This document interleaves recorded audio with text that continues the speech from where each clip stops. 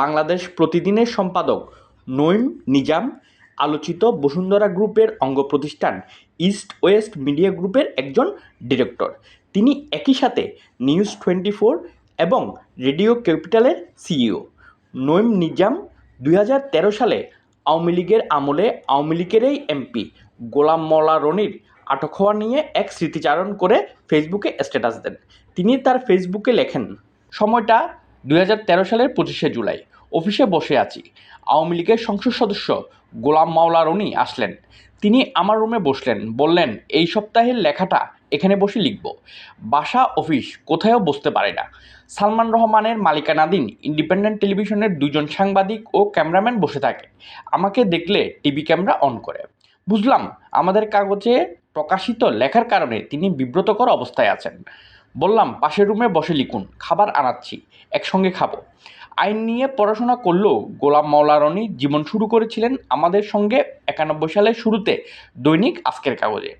পরে ভোরের কাগজে না গিয়ে তিনি ব্যবসা করেন। একজন সফল ব্যবসায়ী হিসেবে নিজেকে প্রতিষ্ঠিত করেন।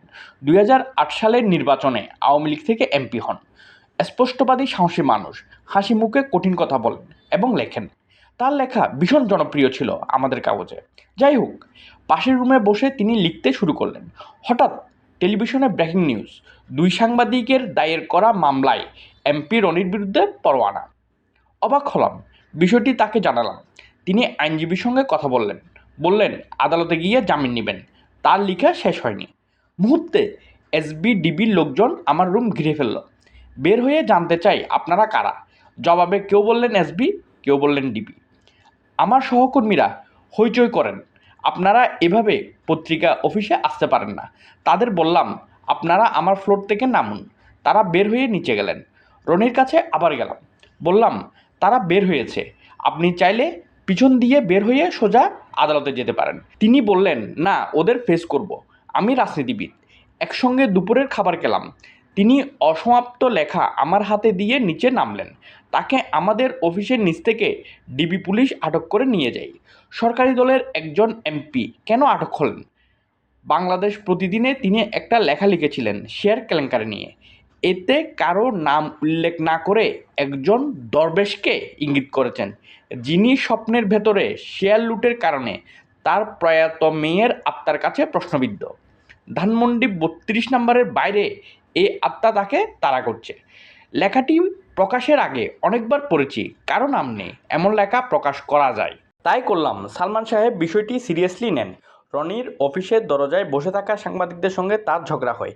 সাংবাদিকদের দিয়ে মামলা করান সালমান সাহেব। মুহূর্তে অ্যাকশন, রনি আটক হন, জেলে যান। তিনি 49 দিন জেল খাটেন, জেলে বসে লেখালেখি করেন। সে লেখা প্রকাশ করেছি এমপির কারাদহন নামে, যা পরে বই আকারে প্রকাশ হয়। গুম খুনসহ বিভিন্ন বিষয়ে কঠিন সব লেখা প্রকাশে সাহসের অভাব ছিল না। শুধু রনি নন, বঙ্গবীর কাদের সিদ্দিকী, মাহমুদুর রহমান মান্না, ডক্টর তুহিন মালিক, দিনকাল সম্পাদক কাজী সিরাজ সহ যে যা লিখেছেন তাই প্রকাশ করেছি। তখন সংসদে বিরোধী দল ছিল বিএনপি।